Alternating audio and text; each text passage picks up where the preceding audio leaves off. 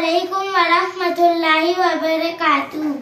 बिस्मिल्लाहिर्रहमानिर्रहीम। अल्हम्दुलिल्लाहि रब्बिल आलमीन। मैं आज फ़लस्तीन पे गुफ्तगू करूंगी क्योंकि मुझे फ़लस्तीन से बहुत मोहब्बत और अकीदत है। आइए हम देखते हैं कि फ़लस्तीन से मोहब्बत और अकीदत की वजह क्या है। वजह ये है कि अल्लाह रब्बुल इज़्ज़त ने उस सरजमीन को अर्ज़ मुक़द्दस करार दिया है। उस सरजमीन पे मस्जिद अक्सा वाक़े है जो हमारा किबला अव्वल है। वो सरजमीन हजारों अंबिया के मस्कन रही है और हजारों अंबिया के बचपन का गहवारा।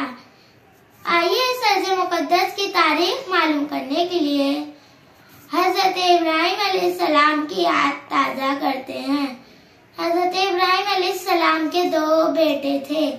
बड़े बेटे हज़रत इस्माइल अलैहिस्सलाम उनको मक्का में आबाद किया। छोटे बेटे हज़रत इसहाक अलैहिस्सलाम उनको फ़लस्तीन में आबाद किया।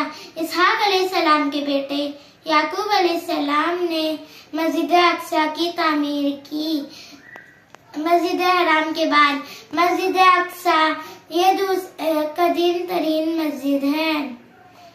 रूए जमीन पर सबसे पहली मस्जिद मस्जिद हराम, दूसरी मस्जिद मस्जिद अक्सा है, तीसरी मस्जिद मस्जिद नबवी है। इन तीन मकामात पर मजहबी सफर करना जायज है। हज़रत अबू ज़र ग़िफ़ारी रज़ियल्लाहु अन्हु ने आप सल्लल्लाहु अलैहि वसल्लम से पूछा कि रुए जमीन पर सबसे पहली मस्जिद कौन सी है। आप सल्लल्लाहु अलैहि वसल्लम जवाब दिए रुए जमीन पर सबसे पहली मस्जिद मस्जिद हराम है। उन्होंने पूछा दूसरी मस्जिद कौन सी है। आप सल्लल्लाहु अलैहि वसल्लम जवाब दिए मस्जिद अक्सा। सल्लल्लाहु अलैहि वसल्लम मस्जिद हराम से मस्जिद अक्सा तक का सफर बुराक पे सवार होकर रातों रात तय किया, जिसे हम मेराज का सफर कहते हैं। उसी सफर में आप सल्लल्लाहु अलैहि वसल्लम को नमाज का तोहफा मिला।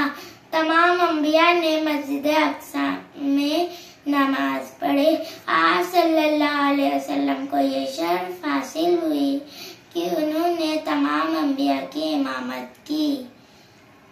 मगर अफसोस इस पाक सरजमीन पर यहूदी अपने कदम जमाने की कोशिश में है। जरूरत इस बात की है कि मुसलमानों उसके तक़द्दुस को समझे और सब मिलकर दुआ भी करें। बारे इलाहा कुद्स के बाशिंदों की हिफाजत फरमा, जालिमों को उनके जुल्म से रोक दे। आमीन या रब्बल आलमीन। Thank you.